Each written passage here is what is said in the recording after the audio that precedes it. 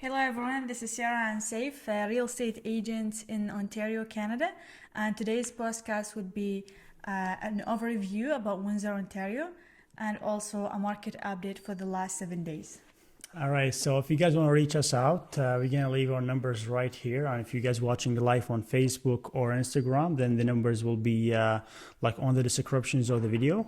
And the best way to reach us is usually the phone number by text or a call. Yeah, so if you guys have any questions, just let us know. Just let us know right now. Yeah. Yes. So to start out, the month of April is just over. So we have the stats from the board. So that's like the real stats from the board of Windsor.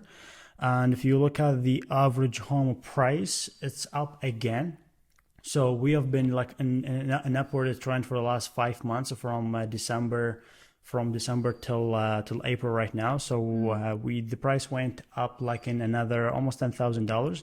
So from 586 to 576, 568 to 576. And Saif, what is the difference between this year and last year? Oh, so between this year and last year, we're going down. So if you compare the market, like, is it a good time to buy or is it not? Yeah. It is, because it is still cheaper. So right now, the average home price is at 576.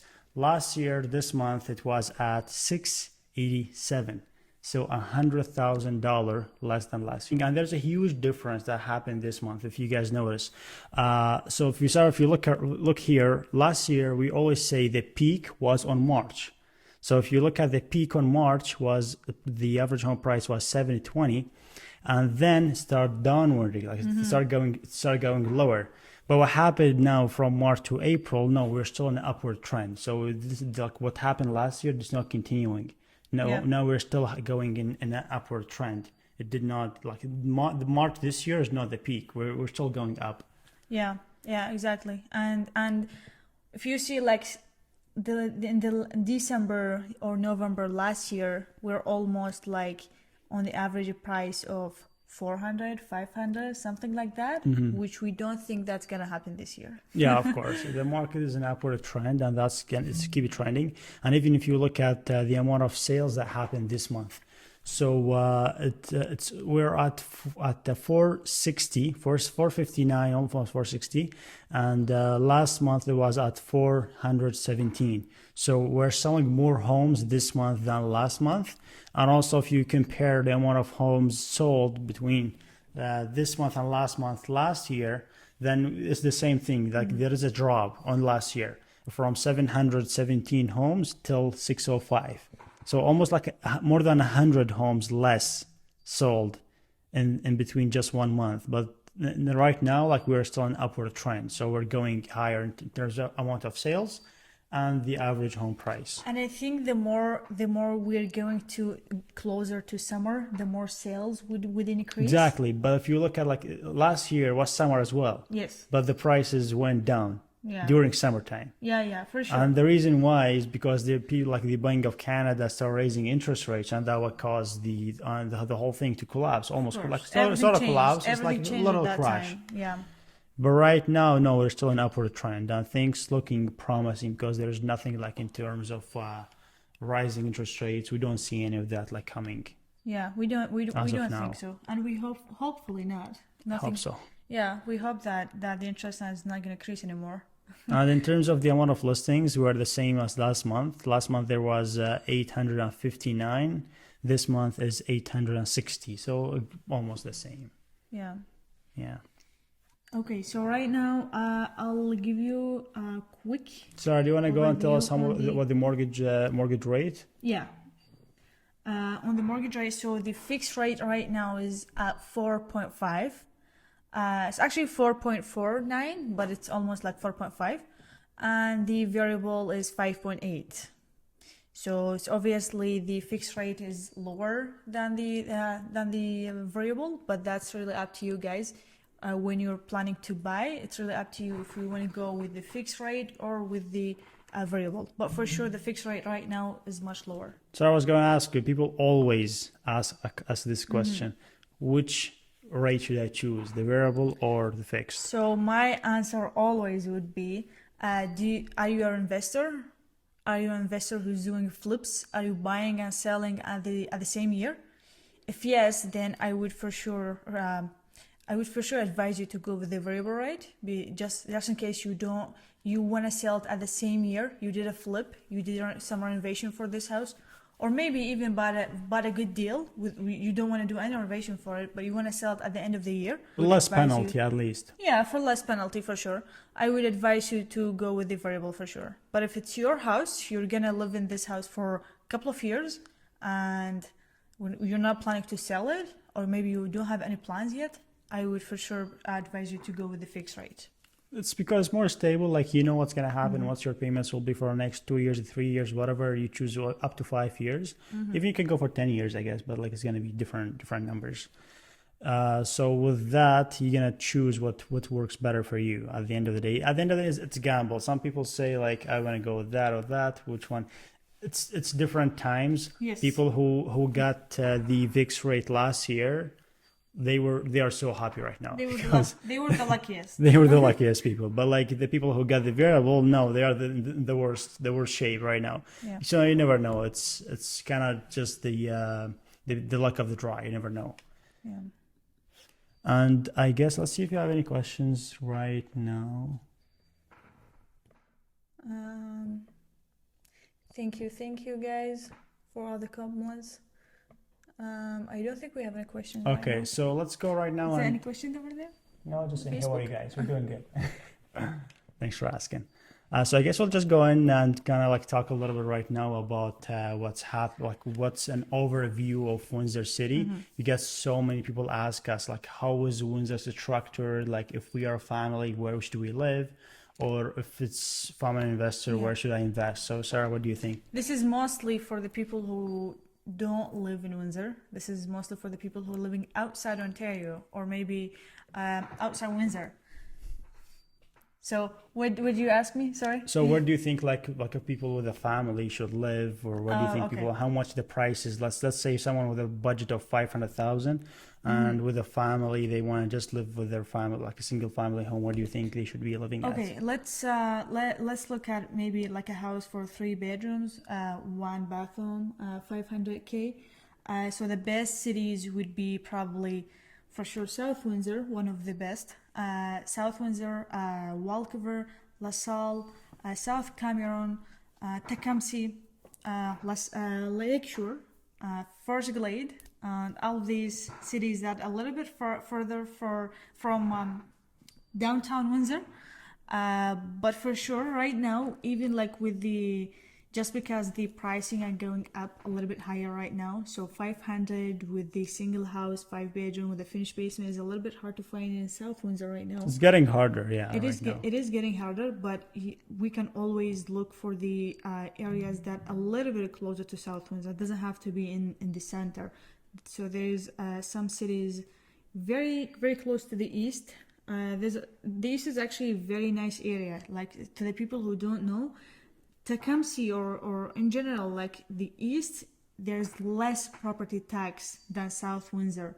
True. All the houses that over there, I think that just because they are a little bit older.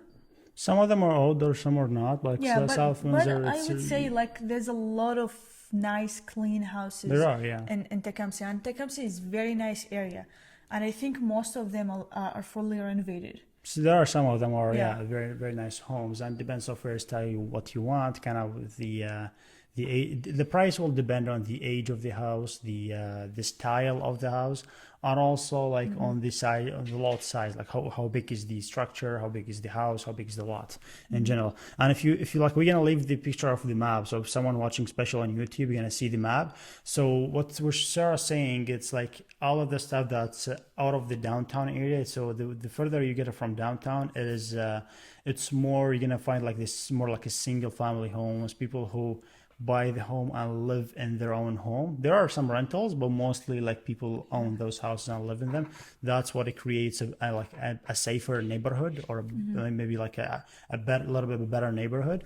And I would say the further you go from downtown, the higher you go with the price. Of course, the price will. I agree. The price will reflect that.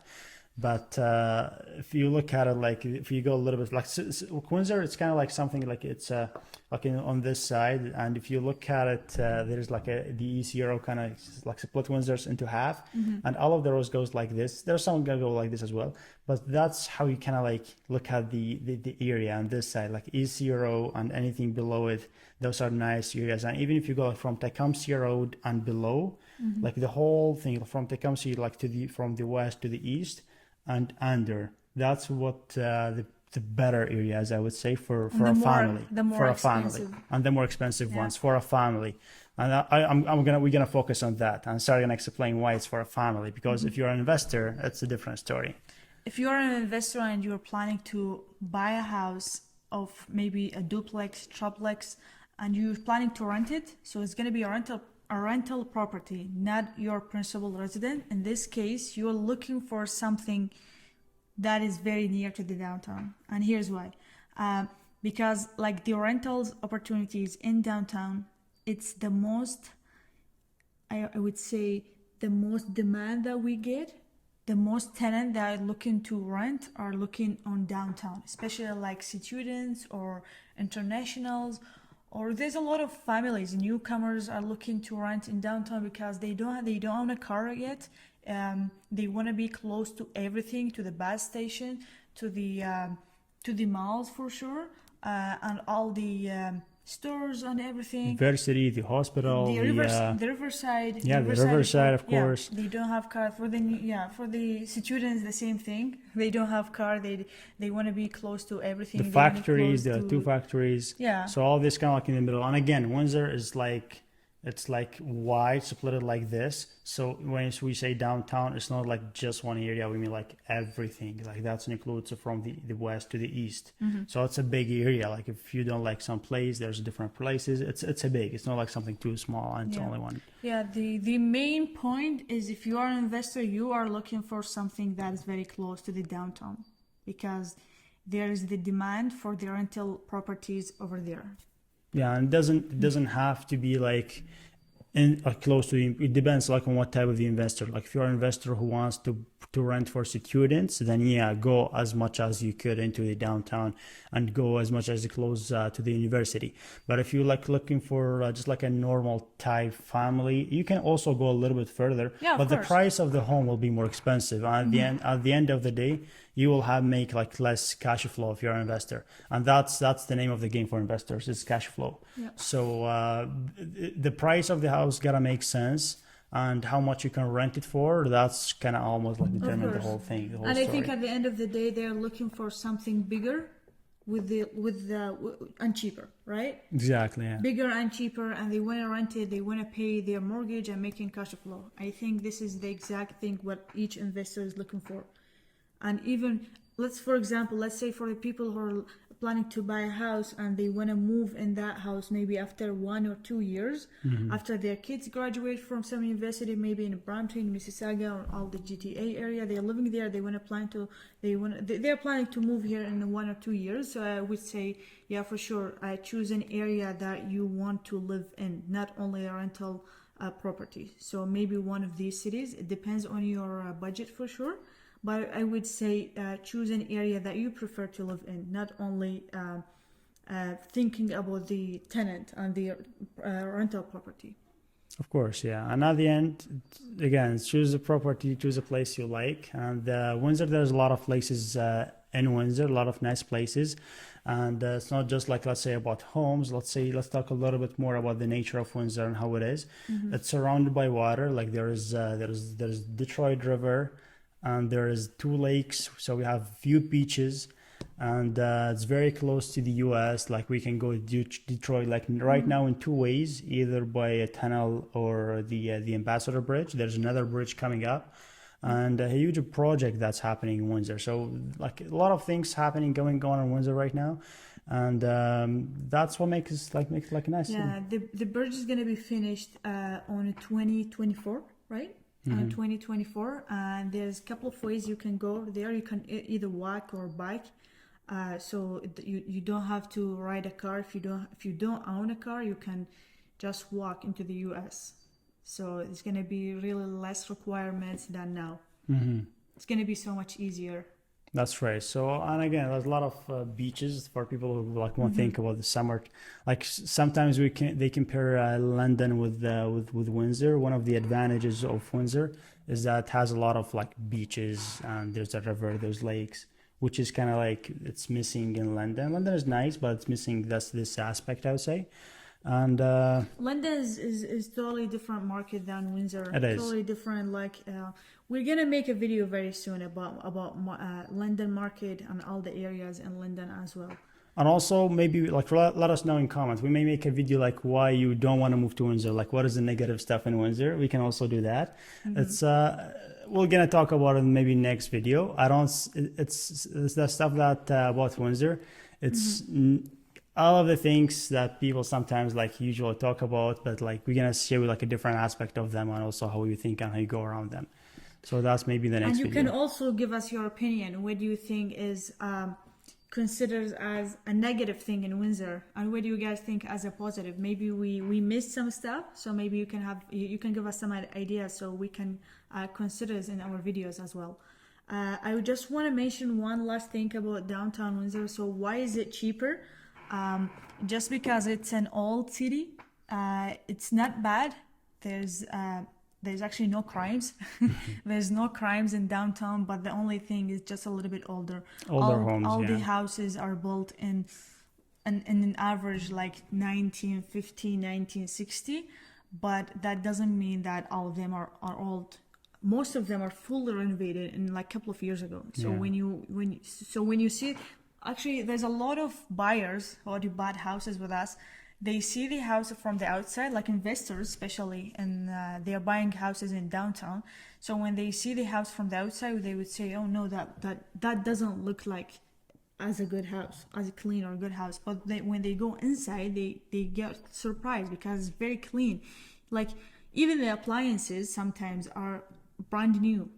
So they renovated the whole house and they put the brand new appliances. Yeah, so it's very that's clean. why we say it's for investors, because even like if you don't want to rent it, some investors buy like a bad homes and they try to flip it, like fix it and flip it and resell it again after they renovate the whole house. So that's why we're saying the opportunity is mostly like in those areas, because you buy them for a little bit less money and either renovated or you can lease them and make some cash flow of them. Yeah, for sure. And I guess we are at the end of it. And if you guys have any questions, leave them in the comment. Subscribe if you're watching on YouTube. Follow if you're watching on Facebook or Instagram. And our numbers are here. And this video is going to be also on our YouTube channel. All right. So I guess you guys have a great night, and we'll see you in the next one. See you next week. Good night.